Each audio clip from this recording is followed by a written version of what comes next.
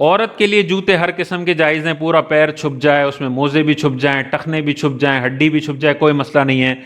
مرد کے لیے کیسے چپل پہننا حالت احرام میں لازم ہے، اس کا اگر ہم نقشہ دیکھیں، یہ مثال کے طور پہ آپ کا پیر ہے، یہ سمجھ لیں آپ کا پیر ہے۔ اب حالت احرام میں پیر کی کون سی ہڈی کھلی رکھنا لازم ہے، یہ دھیان میں رکھنا ہے۔ ایک یہ جو ابری ہڈی ہوتی ہے یہ کھلی رکھنی لازم ہے، اور اس ابری ہوئی ہڈی کی محاذات میں جو ہڈی آ رہی ہے اس ہڈی کو کھلا رکھنا لازم ہے۔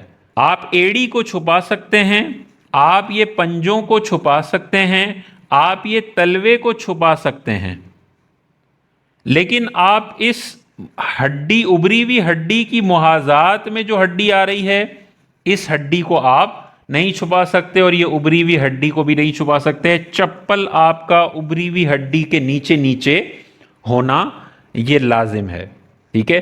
تو اگر کوئی ایسی چپل پہنتا ہے جس میں پنجے چھپ گئے اور یہاں سے پیچھے سے وہ ایڑی چھپ کے آ رہی ہے، یہ جائز ہے۔ شادی میں جو خصہ پہنا جاتا ہے، اگر خصے کی پیچھے والی جگہ ایڑی تک ہی ہے، اوپر جو یہاں پہ ہڈی آ رہی ہوتی اس تک نہیں جاتی، تو خصہ بھی پہنا جا سکتا ہے، کیونکہ اس میں اوپری والی ہڈی بھی کھلی رہتی ہے اور پیچھے والی ہڈی بھی کھلی رہتی ہے، بھلے انگلیاں چھپی ہوئی ہوں، بھلے نیچے کا تلوا چھپا ہوا ہو، کوئی مسئلہ نہیں ہے۔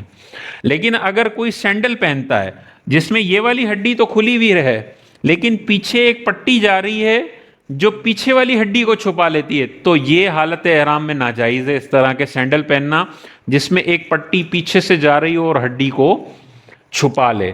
تو بہرحال ایسی چپل ہونی چاہیے جو اس ابری ہوئی ہڈی سے نیچے ہو۔ حدیث میں جو الفاظ آئے ہیں اسفل آئے ہیں، ان ہڈیوں سے نیچے نیچے چپل ہونی چاہیے۔ بعض لوگ چپل پہنتے ہیں ایک پٹا اس کا یہاں پہ ہوتا ہے، دوسرا پٹا یہاں پہ ہوتا ہے، یہ تو مین وہی ہڈی چھپا لی جو کھولنی تھی، ناجائز۔